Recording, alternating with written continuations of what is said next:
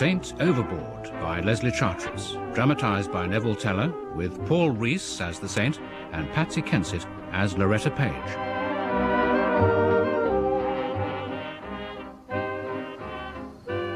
From the waves she rose in the dead of night, like Aphrodite in a green bathing cap. Somewhere in the depths of the yacht, my man Oris was snoring soundly. But I'd been sleeping with the porthole open, and I heard her coming. I slid out of bed and hauled myself up the companionway.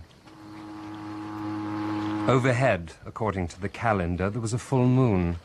But in one of those freakish fits of temperament that sometimes strike the north coast of France in early summer, banks of sea mist had rolled up. And then I heard what sounded suspiciously like revolver shots. Midnight dip! Not exactly. I know it's a bit of a cheek, but that launch, coming up behind... Yeah? Well, I'd prefer them not to find me. Say no more. Here, grab hold of my hand. There we go! Get down below and hide. Thank you so much.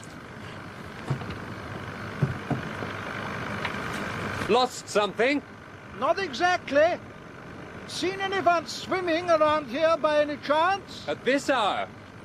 Channel swimmers usually hit the beach further east, towards Calais. It's nothing like that. Just one of our party took on a silly bet. I expect he has gone back. Thanks anyway. Goodbye.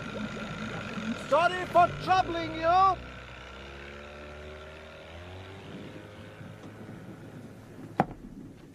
Come out, wherever you are. My, it's a bit wet in the water tonight. Just a little. Try the bathrobe. Brandy or hot coffee? Neither, really. I think I'd better be getting back to collect my bet. Ah, yes. The bet. Pretty high stakes if all that shooting is anything to go by. At least use these towels. All right. Those shots, they were just part of the make-believe. I'm rather partial to these games myself. They help pass the long evenings. Who did the shooting? The man who spoke to you from the dinghy. Right. I'll be off. I don't think so. What did you say? You can't possibly try to swim across in this fog. 100 to 1 you'd miss your boat. I'll run you back. Under no circumstances. I won't go with you. You won't go without me. Then I'll stay here. Have you thought what would happen if I screamed? I could rouse half the harbour. I dare say, sister. But have you stopped to consider what would happen if I screamed? What? Well, this tub's mine, and you're trespassing. You couldn't even claim I'd invited you on board. You're wearing a wet bathing costume and very little else. I'm intrigued by that pouch on your waistband, but let that pass. No, people would ask why you suddenly decided to start screaming at 3:30 in the morning, besides which, this is a French port, and Frenchmen have such a wonderful grip on the facts of life. As you say, French juries are so understanding in cases where a woman shoots her lover. Stand back! Away! Over there! Well, so it was a gun. Now I may never know what sent you swimming through the fog in the wee small hours with a gun on your belt, but why not stay the night and shoot me after breakfast? I won't complain then, I promise you. You've got a nerve, I'll give you that. Look, from the brief gander I had at old Hooknose in the dinghy, he looked like a man's job to me. I know you've got what it takes, but these games can get pretty tough, and I hate being jockeyed out of a good fight. I'm going now. Don't think I'm afraid to shoot, because I'm not. Get out of the way. Oh, well, if that's the way you feel about it, I'll take that. Thank you very much. Beast! I'm sorry, kid. There. Oh. There. There. Damn you. Oh.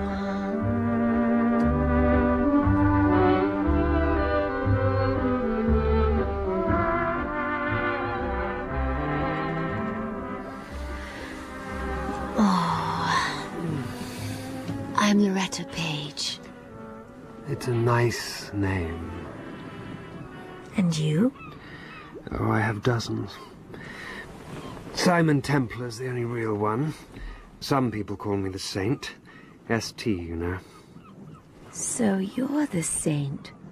I've read all about you. I'm flattered. Well, there's no need. It's only in the way of business. I'm a detective. Are you just? Where are the bracelets? No, listen. You've done some stealing in your time. Well, with discretion. Well, there's a racket running today that steals millions. It's been going for years. I couldn't begin to guess how much money has been taken out of it since it began. I know, darling, but you can't do anything about it. It's called income tax. Oh, do be serious. Now, have you heard of the Lutine? It sank, didn't it? In 1799, with about £1 million worth of gold on board.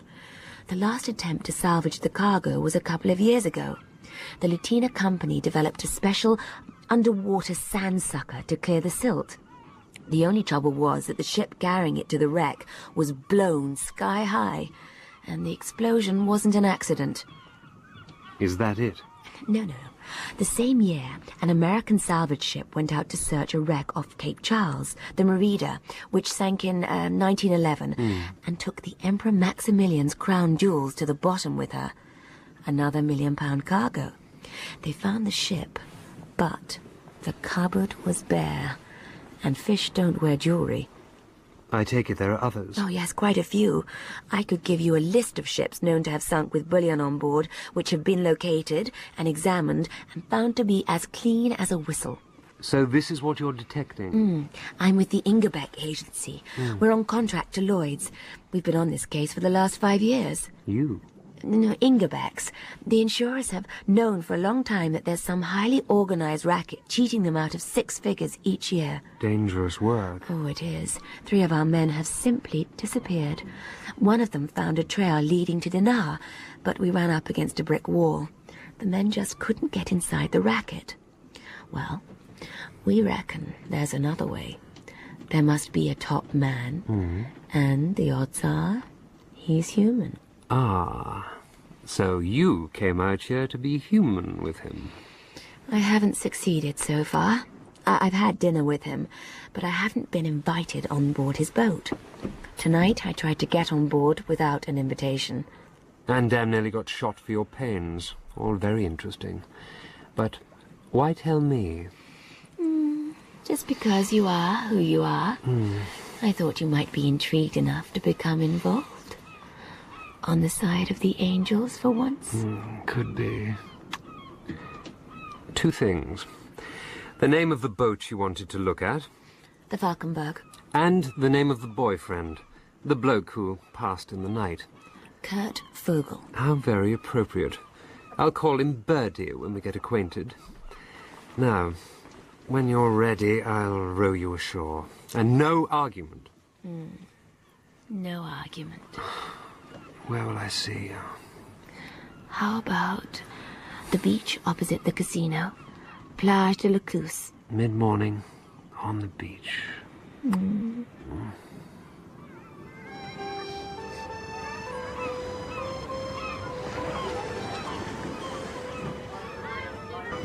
Any developments? Oh, good morning. You could say so. I'm invited to dine with friend Vogel on the Falkenberg. You're not thinking of accepting? Not after last night. What part of last night? I'm serious. Vogel might know his intruder was a woman. It may be a trap. It's possible, and I'm going all the same, and for a very good reason. There's a new salvage operation just about to set sail from Falmouth. Do you remember the Chalfont Castle disaster off the Channel Islands? Yeah, a few months ago. That's it. There's £5 million in gold bullion aboard that ship. We reckon Vogel will be sailing somewhere close to Alderney before too long. Well, even more necessary for keeping clear of him. Oh, I don't know. Maybe Kurt Vogel isn't as bad as he's painted. He left some lovely flowers with his invitation. You watch out. You'll be falling for him next. I might. Well, when you're riding around in your rolls, half strangled with diamonds, I hope the memory of your lost love comes back to haunt you. Oh, you're breaking my heart. I hope so. Enjoy the sun and the sea breezes.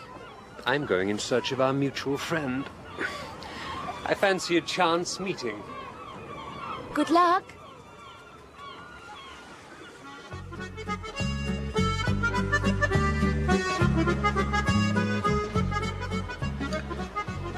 We meet again. Good morning. Ah, I'm pleased to see you. You've been on my conscience. I hope you didn't think I was too unceremonious about disturbing you last night. Not at all. I'd only just gone to bed. Excuse me, this is the world-famous Professor Yule. Oh, how do you do? My name is Vogel. Won't you join us, Mr. Tombs. Thank you. You staying long? I've no plans. I'll stay until I get tired of the place. It does not agree with everybody.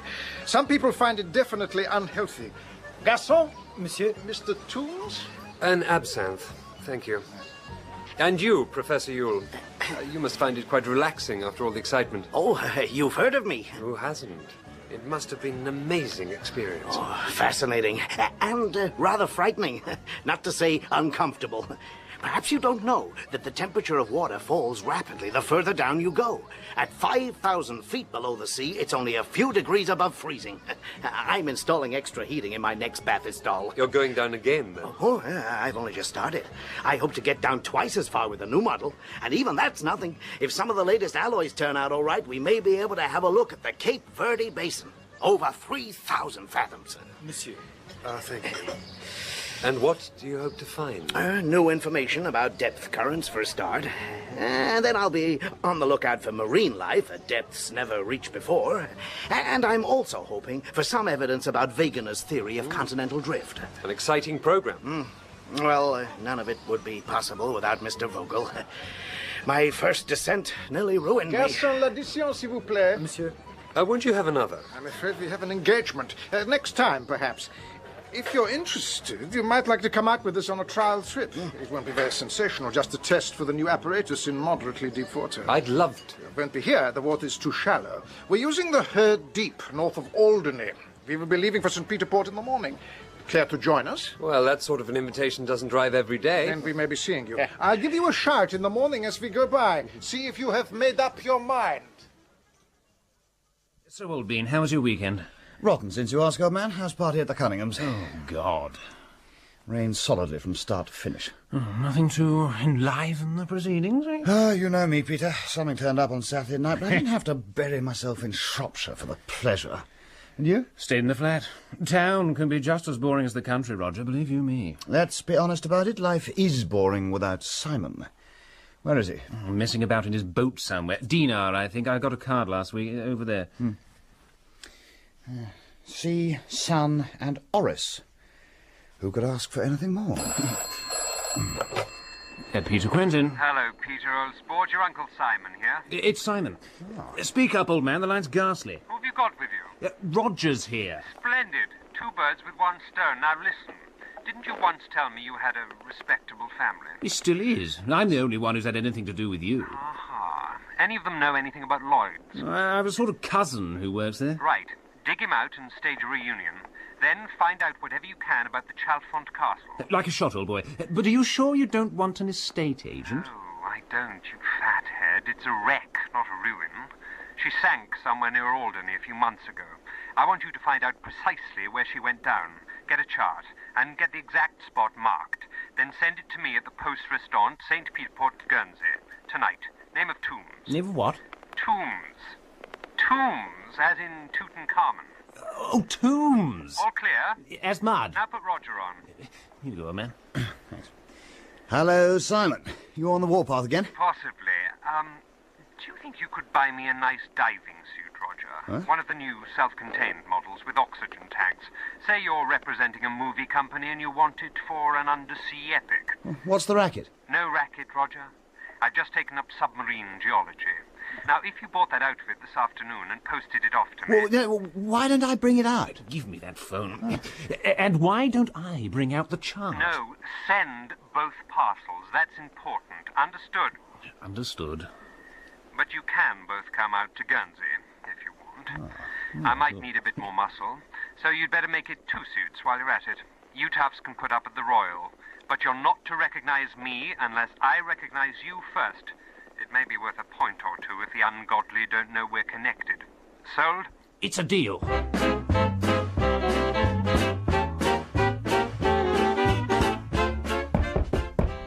Come in. Simon, by all that's wonderful.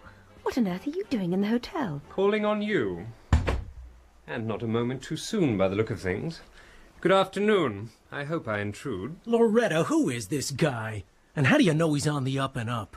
I don't, but he has a nice clean smile. Who's the heartthrob? Steve Murdoch meets Simon Templar. So this is him. You're with Ingebeck's? That's right. Okay, Saint, I know you're tough, but keep out of my hair. I've got a big job to do. Been here long? Landed at Cherbourg this morning. Did you ask for Loretta at the desk? What if I did? See anyone sit up and take notice? I didn't look. Oh, you should have. There was a bloke kicking his heels in a corner with watchdog written all over him. I walked through with my face buried in a newspaper, but he must have seen you. Vogel's taking no chances, then. This proves he's suspicious of you already. Now, Steve here has rolled up, shouting your name. He'll be asking himself, who is he? What's he here for? I can look after myself. I'm sure you can, dear old skunk. That's not the point. Loretta's supposed to be all innocent and girlish charm. If they think she's involved in any Mata Hari business, she might as well pack up and go home. That is, if they let her. So? So, clean yourself up.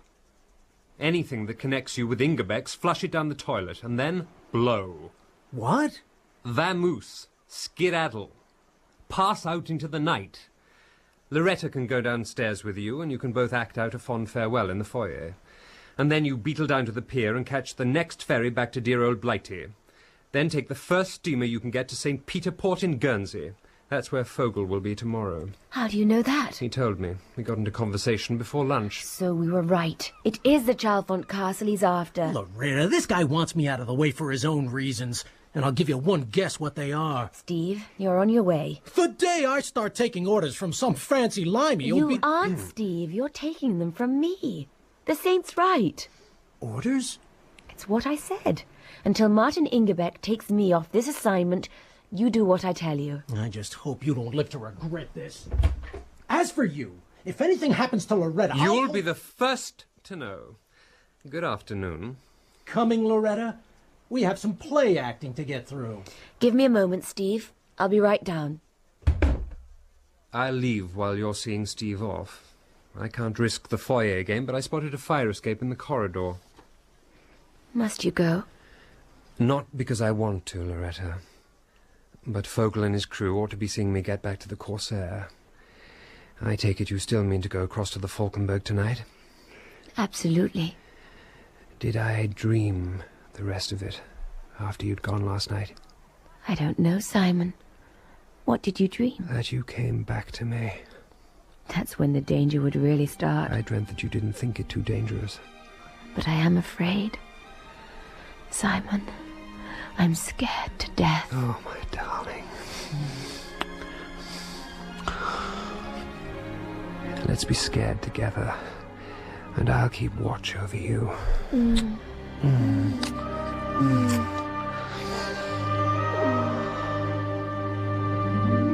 I sat on board the Corsair, and about 7:30 watched the tender speed towards the Falkenberg, with Vogel in evening dress sitting beside Loretta. I let the dark deepen a little, then went below to get into my swimming trunks, taking a leaf from Loretta's book and fastening my automatic to the belt. The dark waters received me without a sound, and a few minutes later the hull of the Falkenberg loomed ahead. As I climbed on board, a door opened further up the deck, and footsteps began to move towards me. In another second I was spread-eagled on the deckhouse roof, peeping warily down over the edge. This open piece of deck is rather pleasant for sitting out. We rig an awning over that boom if the sun is too strong. It must be marvelous to own a boat like this. To be able to have you here, this is pleasant. At other times, it can be a very lonely ownership. That must be your own choice. It is. I'm a rich man. If I told you how rich, you'd think I was exaggerating. I could fill this boat 100 times over with delectable company. A generous millionaire is always attractive. I have never done so. Do you know that you're the first woman who set foot on this deck? I'm flattered. You have tempted me to be foolish. For years I've shut women out of my life. Who wants to be hurt? And yet what's wealth without women? I have broken the rules of a lifetime to bring you here. Now I want you to stay. You'll change your mind in the morning. You don't know me yet, Loretta. Like you, I look facts in the face. I know you're the kind of woman I can forget to be cold with. Stay here. Stay. No, I must have time. Ask me again tomorrow. I'm leaving tomorrow. We're going to St. Peter Port. I hoped you'd come with me. You will come? Monsieur Vogel, sir, excuse me. Yes, what is it? We've seen someone prowling about the ship again. Where? Over on the port side, there. There, do you see him? Ah, yes, I think I can get him. You're not going to shoot him. I ever not. An intruder? A thief? Lying flat on the deckhouse roof, at first I couldn't believe this report of a prowler. Then I, too, saw the shadow, and there was only one thing to do. I stepped off the roof and fell on Vogel, one foot knocking the automatic out of his hand and the other striking, flat-soled, at the side of his head. Vogel staggered against the rail and fell to his knees. Loretta stared at me, half incredulous. I put my fingers to my lips and kissed them out to her. Then, as Vogel began to drag himself up, I launched myself into the sea. As I broke surface, a canoe was moving by me. I caught the gunwale. I thought I told you to say goodbye to France. I thought I told you I didn't take your orders. They were Loretta's orders, Steve, remember? She's crazy, too. I'm staying where I like. And getting shot for it, and I won't interfere next time. Let go of this boat! What's more, dear old skunk, you're putting Loretta in danger. Says you. And that's something I won't allow. Let go of this boat! And so I will, old man. Once you're in here with me. Stop my boat!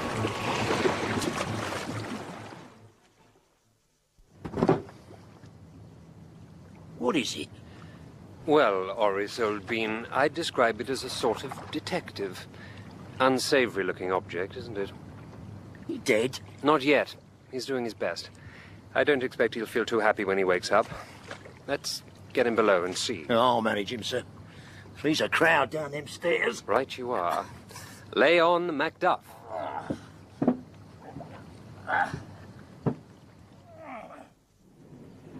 Oh, my aching head.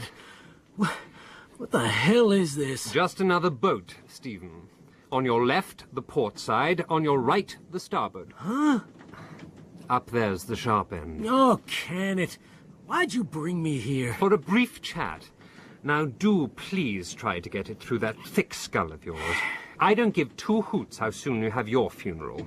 But Loretta's your only chance of getting to the bottom of Vogel's little racket, and you're in danger of blowing it. That's what you'd like to believe. For crying out loud, you're known! Thanks to your brilliant strategy of tearing into the Hotel de la Mer and shouting for Loretta at the top of your voice, the bloke who was sleuthing her this afternoon knows your face. If he'd seen you tonight during your little escapade, that would have been that. For Loretta, anyway. And you feel like a father towards Now me? that's my business. I'll say it is. I know you, Saint. You're as crooked as a corkscrew. You're in this racket for what you can get out of it. Dinghy approaching, sir. Ah, Oris, not a moment too soon. Do you think you could truss this object up and dispose of it? Keep it quiet and well out of the way. I'm damned if you're gonna tie me. Hey, what the... Shut up, you. Just give me 2 minutes, sir. That's all you'll have. I'm afraid we'll be having some unwelcome guests shortly. Oris, old bean, it's up to you. Bye-bye, Steve. Must love you and leave you.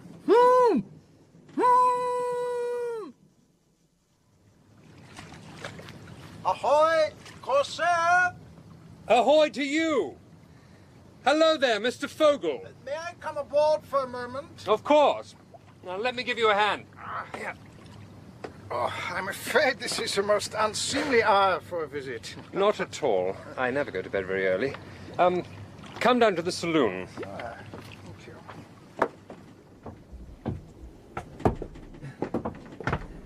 Now, what will you have to drink?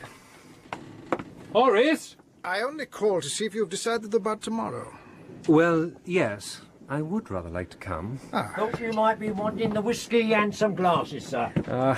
Horace anticipates my every need. Is whiskey all right for you? Whiskey will do very well. How do you take it? A splash of soda, but don't drown it. No, sir. Horace and I take ours neat. Good health? Good health. Then we will expect you tomorrow. Loretta is coming too. Loretta? You know, Miss Page. No, I'm afraid I don't know the lady. Oh, I do beg your pardon. My memory is playing me tricks. Perhaps you'll meet her in Guernsey. What a charming boat this is, Mr. Toombs. What's her tonnage? About 25. Delightful. I envy you. Something like this all to yourself, without bothering about crews and formalities. All the other cabins as attractive as this. Well, they're pretty comfortable. I should love to see them. I had no idea a small boat could be so luxurious. Well, let me show you around. Oris! And did you fit her out yourself? Indeed I did. Ah, Oris, I shall be, showing our guest over the boat. Right you are, sir. Everything, shipshape and, Bristol fashion. As usual, sir. Right you are. Follow me, Mr. Vogel.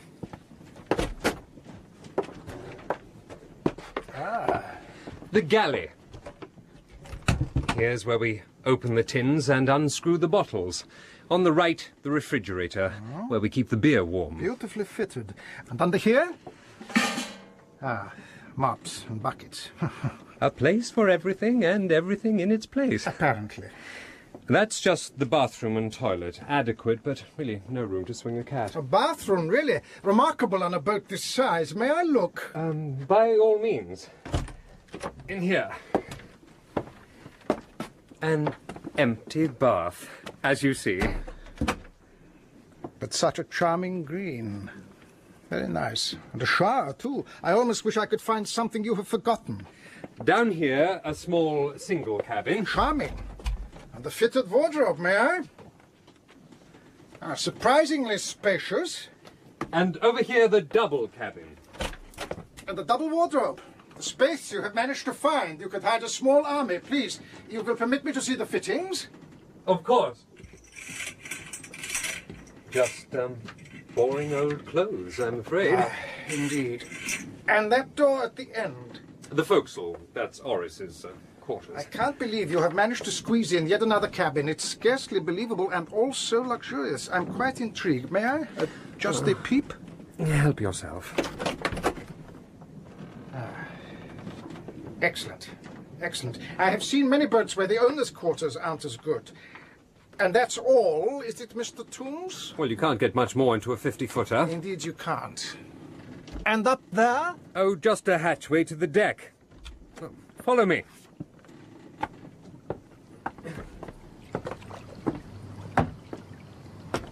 Here we are.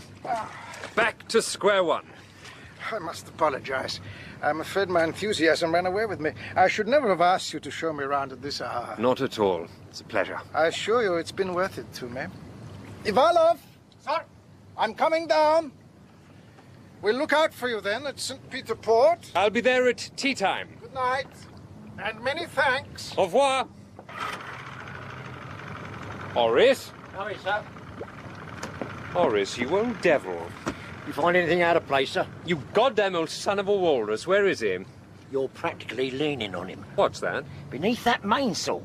I sort of laid him along the boom and tucked the canvas round him. Snug as a bug in a rug. Here he is. Yeah. Oh, my God. He's gone. Simon, good to see you. Roger, me old sport. Good crossing. Peter, how are you? All the better for seeing you. And no, since you asked, the crossing was lousy, up and down all the way from Weymouth. Well, you're both here in picturesque Guernsey. That's the main thing. What about the goods? Have they arrived? Consigned as requested. I've arranged for the diving suits to be sent over to the Corsair. I saw her moored in the harbour as we came into St. Peter Port. Yeah, and you can pick up the chart from the post office whenever you like. Top hole. I knew I could rely on you. And now, are you going to let on what this is all about? Well, basically, money. Promising. How much money? Millions. Better and better. Come on, spill the beans. Well, my merry man, it goes like this. There once was a little birdie called Fred.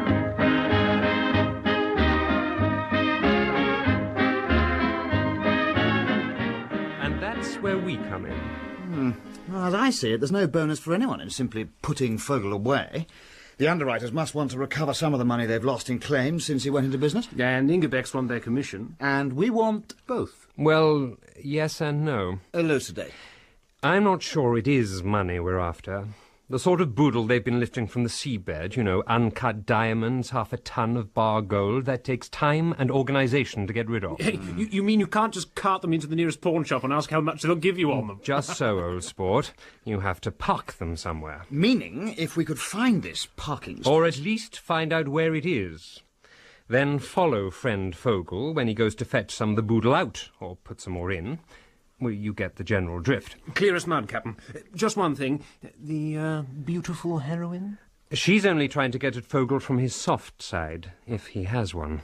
I'll take care of her. Yes, that's what I thought. I ought to have known we couldn't afford to give you a start like this. If you're staking a claim on the heroine, I think I'll go home. Is it a claim, say? I don't know. Now, communications. Oris and I will get in touch with you here. If we can't send a message, we'll put a bucket on the deck of the Corsair, which means you look out for signals. Right. Now, remember the old card code? We'll put the cards in one of the portholes. Any questions? What's your next move? Me? Tomorrow they're trying out Professor Yule's new bathyscape. I'm invited to the party. Meanwhile, it's dinner with Vogel tonight, in my guise as the innocuous Mr. Toombs. You're walking a tightrope, Saint. Watch out you don't slip.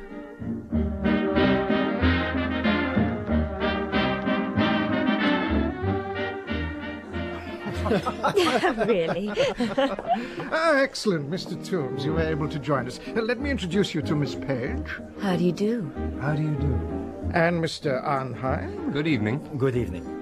It's a nasty bruise, Mr. Vogel. Yes. We had an intruder on board last night. I got the worst of the encounter. Did you catch him? I'm afraid not. Oh, well. Better luck next time. Is Professor Yule not joining us? We could not drag him away from his bathyscape. Not on the eve of a descent. He'll be working on it for half the night. And now let us order. I recommend the seafood. Magnificent. Straight from the nets. Why haven't I told you how beautiful you are, Loretta? Because you haven't noticed. Because so many other ridiculous things have been happening all the time. Last night, for instance, I went diving off into the sea and left you on board Vogel's boat. So you did, Simon. Well? Well? Apparently it wasn't death, so I suppose it must have been dishonor. It might turn out to be both. Please, Simon, we daren't dance together too long. Tell me what you know. Well, I was no sooner in the sea than there was Steve in his canoe. We had a bit of a disagreement. Again? In the middle of the ocean? There's no choosing time or place. Anyway, I slugged him and brought him aboard the Corsair. Vogel came over shortly afterwards and put in a great performance at being shown over the boat. Luckily, Oris had disposed of Steve and he didn't find him. So you're still the innocent Mr. Toombs? That's me. Unfortunately, Steve got away somehow, so I haven't the foggiest idea where he is right now. And I don't care. Not right now. You're the one who's here, Simon. Me and you, darling Loretta. No, no. Vogel's looking at us. Simon, do you love me? Indeed I do. Say it. Say it all. Loretta, darling, I love you. Dear liar. I don't care. You're going to hurt me, Saint. And I don't seem to mind. The night is young and you're so beautiful. Here among the shadows, beautiful lady, open your heart. Miss Page, my dance, I think. I have ordered you a neat whiskey, Mr. Toombs. I thought you might like one after your efforts. How kind. Quite a good floor, isn't it? Oh. Ah! Gods and little fishes, Oris. Are you all right? Oh, my nut. What in the name of Beelzebub's been happening here? Let's have a look at you, old son. He's still on board, sir. Other side the sliding door. Right you are. You, face! Hello, old cockroach. Come in and make yourself at home. Oh, but of course you already have. Quite a rubbish tip you've made of this place. There's still some of the bulkhead you haven't pulled to pieces. I'll finish that in a minute. Now, be careful with that gun. It's liable to go off. Don't come any closer. I'm warning you, don't come any... That gun! Ah! Oh, my God. I think you've killed him. I think you're right. This is a bit of a poser. Yes. What do we do with him? No problem there, surely, old sport. A sack, a few bits of old iron from the engine room, and Betty's your aunt. What then? Friend Vogel, old son, when his henchman fails to report all present and correct. What was he after, I wonder? That great parcel thing come on board this afternoon. What, the diving suit? Well, if that's what was in it. Ripping away at the packaging he was when I come across him. Suspicious old cove, Vogel. Well, now he'll never know. And now there's nothing for it but to carry on with the charade. You're not still going over there tomorrow? An innocent man would, even if he had caught a burglar in the night. You must be balmy. It's that perishing girl, isn't it? She's not perishing, Horace, and that's just the point. Not while I'm still on my feet. And how long will that be? And what the hell happens to my job when you're feeding the shrimps for this bloke here? Well, you could always go back to being an artist's model. Now, cheer up, old sport, and don't worry. I'll be having the time of my life. I'll take all the wind out of Birdie's sails when I step on board bright and beautiful. It ought to be a great moment. A perfect morning, Mr. Toombs. After an eventful night. You enjoyed our evening out? Oh, very pleasant. But I meant what happened later. What happened later, Mr. Toombs? Well, this harbour thief business is turning into an epidemic, Mr. Arnheim. I also had an unexpected visitor. Dear Mr. Toombs, did you lose anything valuable? No, nothing at all. We caught him. And then you were luckier than we were. Good morning. Good morning, Miss Page. I was just about to recount the story of our midnight intruder. Oh, that sounds exciting. My dear, Mr. Toombs had one of those harbour thieves on board last night, and he caught him. A bit too exciting, perhaps. Oh, it was. My man Horace and I wrestled with him all over the saloon, trying to get his gun away from him. Then Horace hit him over the head, and we tied him up and took him ashore. We lugged him along to the police station. But when they tried to revive him, they found he was, well, sort of dead. Dead? Horace must have overestimated his strength. But won't you be arrested? Oh, dear me, no. They call it accidental death. I may have to attend an inquest next week. I'm not quite sure how they order these things in Guernsey.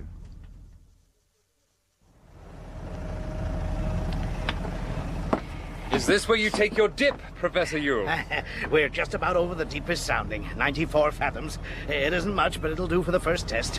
Have you known Mr. Vogel long? About 6 months now, Miss Page. He offered to help after my first descent. I was very glad to accept his offer. Now, if you'll excuse me, I must give the equipment one last check before lunch. You know, Loretta, there's one person who may be sitting on the same volcano as we are, only he doesn't know it. Professor Yule. Exactly. When this new bathysol has proved itself, our dear professor will be expendable. Vogel will simply get rid of him. But how? And when? I wish I knew. Good God. It looks like some robot from Mars. It's beautiful, isn't it? Combination of a sphere and a diving suit. They lower me in through the top. Can you actually move about in it? Oh, quite well, really. It looks a great deal heavier than it is. Underwater, the air inside reduces the weight quite a lot. And it's made from a new lightweight alloy. 75% lighter than anything in the past. And as strong as tempered steel. What sort of pressures do you meet down there? Well, at 3,000 feet, more than half a ton to the square inch. In an ordinary diving suit, you'd be crushed to a pulp. Go down in it yourself, if you like, and prove how comfortable it is. Thanks, but no thanks. I'll take your word for it. Can you hear me? Perfectly. Right. Winch me up and lower me over. Good luck. Start winching.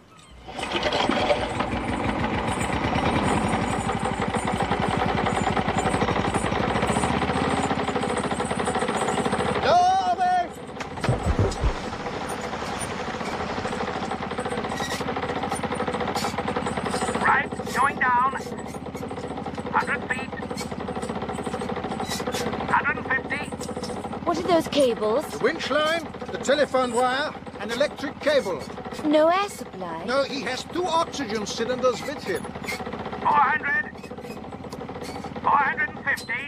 You must be nearing the seabed by now. How much cable have we let out? 550. 575. 575 feet, Professor. Stop. I'm on the bottom. Everything's working perfectly, including the heating. It's very comfortable down here. Can you move about? Oh, yes. No difficulty. I'll try a short walk. Give me another 20 feet of cable. Release another 20 feet.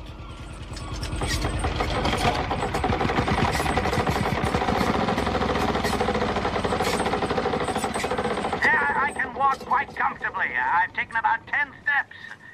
No sign of a leak. Humidity still normal. Hold on. Something's happened to one of the oxygen cylinders. It's just fizzled out, though the gauge still shows 3/4 full. It must be a faulty valve. I'm turning on the other one. You might bring me up now. Up! Windshield aboard! This might be it. What'll you do? I don't know. Yet. Up, I said. What is the matter? I think it's a fuse. They're just fixing the winch, Professor. We'll have you up in a few minutes. I hope it isn't anything serious. The reserve cylinder seems worse than the first. The pressure's falling rapidly. Please don't be long. Can't we do anything? I'm afraid I know nothing about machinery. We must leave it to the engineers. This reserve cylinder, it's acting up like the first one. I don't think it's going to last much longer. What is the problem up there? We're trying to repair the winch. Oh, my God. The cylinder's just given out. Oh! Can't you put the cable onto another winch? We have no other winch that would take the load. We could rig up a tackle. It'll take over an hour to winch him up with block and tackle. I'm getting giddy. I can't last much longer. You'll have to be quicker. It'll be too late. Now, Mr. Arnheim, surely you've got a suggestion. I'm afraid not. Well, I have. Walk away from that winch, Sonny Jim, if you don't want to be carried away. Really, Mr. Toombs? A gun, Mr. Toombs? Have you gone mad? Not yet, but I'm likely to if our friend here doesn't get out of my way in the next 2 seconds. I know this is a ghastly situation, but you won't help it by getting hysterical. Everything possible is being done. One thing isn't being done, and I'm going to do it. Get him away from those controls, Vogel, and I'll start the winch. My dear Mr. Toombs... Simon, behind you! Watch out! Oh! I trust you're feeling better. Much better. And full of admiration. Oh, it was smooth, Birdie. Very smooth. You don't mind if I call you Birdie, do you? You were determined to flush me out, and in the end you succeeded. Very clever. And how is your pawn, the Professor? Unfortunately, the fault was traced too late, Mr. Templar. Poor you. A terrible death. So, you know who I am. I learned this morning. One of my men photographed you entering the Royal Hotel. Confirmation came by ship's telegram. And once you knew it was curtains for the Professor. He would certainly never have agreed to use his bathyscape for the purposes I have in mind. And Miss Page? A grave disappointment to me. My scheme was more successful than I bargained for. It netted 2 birds. She could not refrain from crying out the warning to you. So where do we go from here? Well, that depends on you. You have given me a good deal of trouble, Mr. Templar. The man you tangled with last night is essential to my plans. I want him back. Birdie, you're calling the wrong number. You need a spiritualist. You were telling the truth, then? Mostly. I wandered a little from the straight and narrow when I said we'd taken him to the police station. A bloke with my reputation can't afford to deliver dead bodies to the police, not even if they die of old age. So we gave him a sailor's funeral. I see. Well, that leaves me with a problem. He's one of my best men, and it may take a considerable time to replace him. Time I cannot afford. But fortunately, I see a solution. Do I detect the odour of a deal in the air? We shall shortly be anchoring directly over the wreck of the Chalfont Castle. Of £5 million worth of bullion in her strongroom, which I intend to remove before the official salvage operations begin. Hence the haste. You have deprived me of the only member of my crew who could have been relied on to open that strongroom. The man you killed was one of the best safe-breakers in Europe. But I have heard that the Saint matches up to the best in the world. You want me to go down and, give a demonstration? That is what I intend. In the bathyscape? That will not be necessary.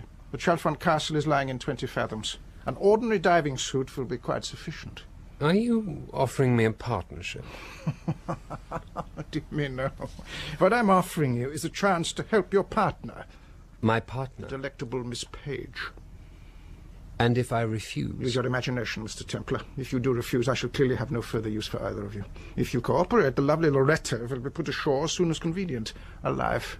And I'm to go ahead on your word. What other choice do you have, Mr. Templar? You have 15 minutes to decide.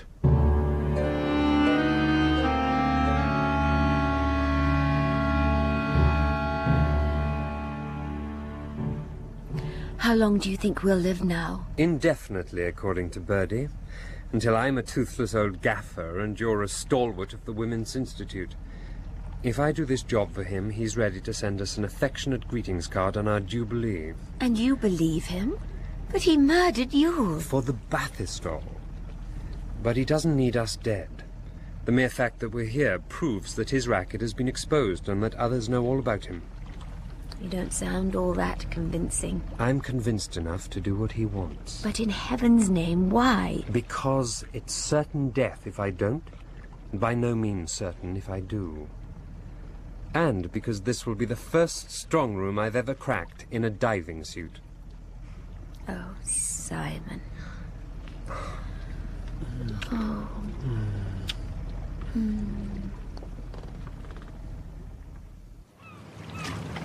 Just a few points before we screw the helmet on, Mr. Templar. I'm all ears.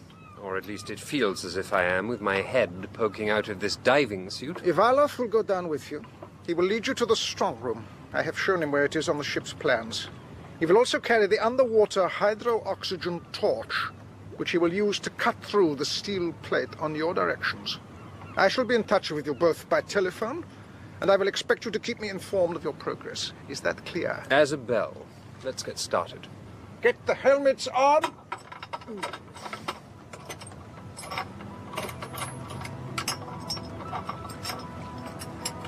Can you hear me? Receiving loud and clear. Then make for the cradle and we'll lower you down the side. For your sake as well as mine, I wish you well, Mr. Templar.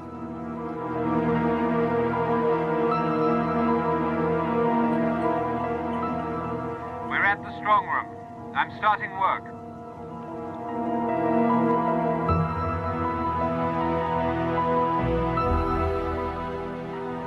The strong room is open. Everything all right, Ivalov? Yes, the gold is here, but it'll take a long time to move. There's a glass dome above the door. If we break the glass, you can send the grab straight down, but we can't stay here for more than another few minutes. Break the glass first, and we'll bring you up. Calviere, Obel, you two get ready to go down as soon as they come up. Grondin? Ouais. Attend to the grab. Right, we're through the glass. Bring them up.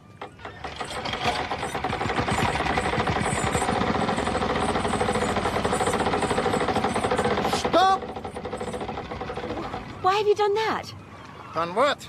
Stopped bringing them up. My dear girl, 45 minutes at 20 fathoms is enough to saturate the blood with nitrogen.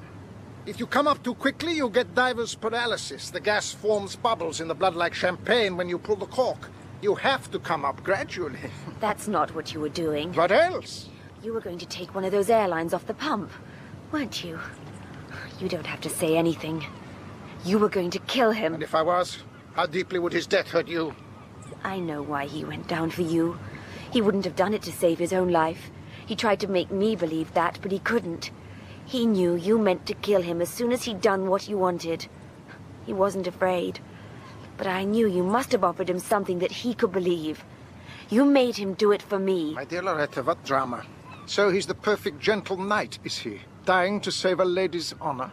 Exactly. And it's something you'll never understand. Such a pity chivalry won't be given its chance. But he never had any right to bargain on my behalf. I'm quite capable of doing that for myself. You're not in a position to make bargains. I once told you what I think of you, my dear, but you were trying to deceive me. I took risks for you. I gambled everything to keep you beside me. But I'm still beside you. You can take what you want from me by force, I suppose. But I could give. What? What? I could give it to you willingly. Let him go, and I'll stay with you. You have my word.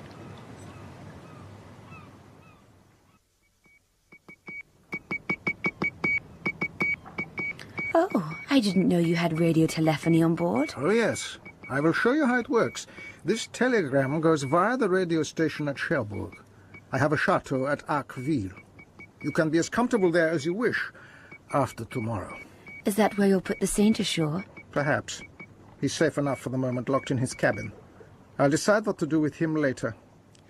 He must never know. About you and me, I mean. You understand? That is part of our bargain. Naturally. But I'll have to find some way to satisfy him. I'll think about it. I have too much to risk. But how could he threaten you now? My dear Loretta, do you realize even now what is at stake? Not only the cargo I now have on board, there have been others. I have to keep it all somewhere. Where? At the bottom of the sea. Off Arqueville, under 30 feet of water. And what a treasure. Gold. And jewels such as you have never dreamed of. Nearly 12 million pounds worth. Oh. And it is for you to share. There's nothing in the world you can't have. Tonight we drop anchor above it, and we lower the Chalfont Castle gold to the same place. That is what I must protect from Simon Templar. All that afternoon, I remained locked up in that cabin, hearing the thuds and gratings of the incredible cargo coming aboard. I thought of Peter and Roger and Oris back in St. Peter Port, but most of all, I was thinking of Loretta and tormenting myself with unanswerable questions. The shadows spread and deepened towards darkness. At length, I tackled the lock on the cabin door. Overhead, the first pale stars were coming out as I climbed onto the deckhouse roof, just as I'd done the last time. I looked over the edge, straight into the wheelhouse. You will forgive me if I send you below, my dear. I fear you might be tempted to swim ashore. Steward, would you accompany Miss Page and lock the door behind her? Sir, will you be unloading the gold tonight? It will be safer. God alone knows what this man Templar has told his friends, and it will be necessary to sink the Falkenberg. A pity, but the wisest course. We can easily fit out a trawler later to recover the gold. Helmsman! Yeah? Tell Ivalov to be ready to go down in a quarter of an hour, and tell Calvieri to have a diving suit ready for me as well. I ran lightly ahead of the helmsman. Then, as he passed beneath me, my arms shot out and grasped him by the throat. I'll relieve you of your automatic, if you don't mind. Now, if you want to live to a ripe old age, Fritz, listen carefully. You're not taking that message to Ivalov, understood? Yeah, I understand. Good. You take me along with you, and you tell him that Vogel's instructions are that I'm to go down. One false move and bang, bang. Get me? Yeah. Then on your feet. I want Ivalov below decks when friend Vogel arrives. Arrange it, Fritz. Yeah. The helmsman played his part well enough. He ordered Ivalov to stay below with the rest of the crew, while Calvieri prepared the 2 diving suits. Such cooperation deserved better than the uppercut I administered, but he would certainly have alerted Vogel to what had happened. By the time Vogel appeared to be helped into his suit, I was already standing by the rail with my helmet on, trying to look like Ivalov.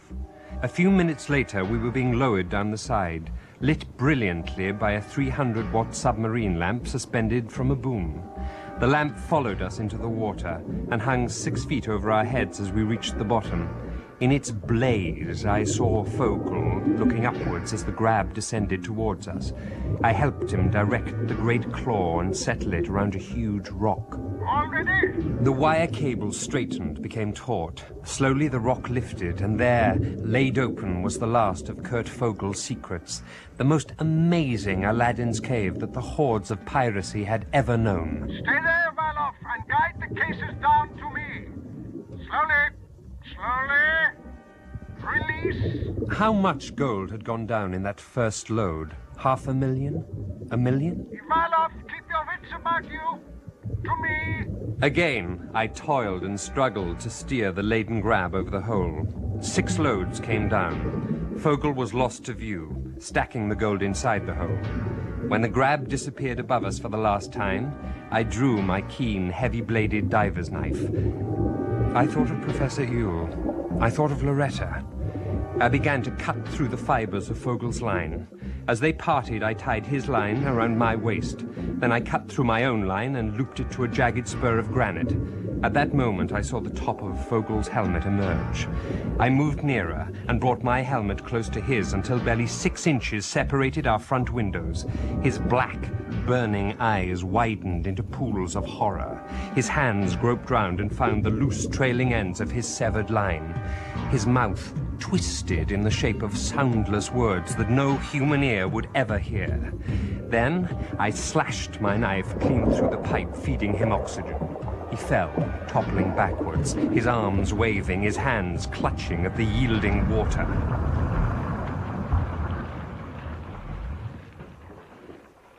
Well, it was quite easy, really, as soon as we got Loretta's radio telegram. Full marks there, Loretta. Vogel was very proud of his telephony. He explained it all to me. Well, we set off at once. Horace saw us through. We dropped our hook about a quarter of a mile away, then we paddled over in a dinghy. Everyone on deck seemed busy with the diving business, so we came aboard on the other side and went below. We collected 7 specimens in all. Tied them up and left them ready for inspection. And where did you collect the American tragedy? Him. He crashed onto the Corsair earlier in the afternoon. He seemed all steamed up about something. We can't keep meeting like this, Steve. People will talk. I guess I owe you something for helping me clean up this job, Saint. I'll see Inger Beck's here about it. They'll probably offer you a share of the reward. I won't say no, though it goes against the grain to earn money honestly. It's such an anticlimax. What next, Simon? Next? I suppose I'll go on stealing and fighting and winning and losing. I'll end up hanged or shot or stabbed in the back. That is, if I don't find a safe berth in prison first. But that's the way it is. If I tried to live any other way, I'd suffocate from sheer boredom. Oh, but Simon, that's all for the day after tomorrow. What about tomorrow? We'll take tomorrow as it comes.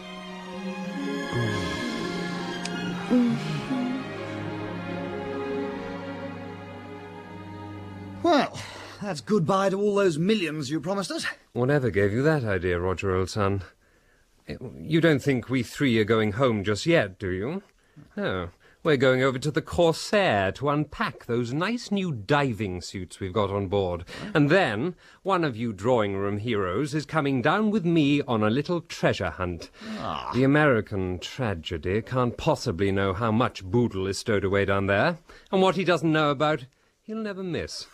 Now, how about a toast? To riches beyond compare. Bottoms up. Bottoms up.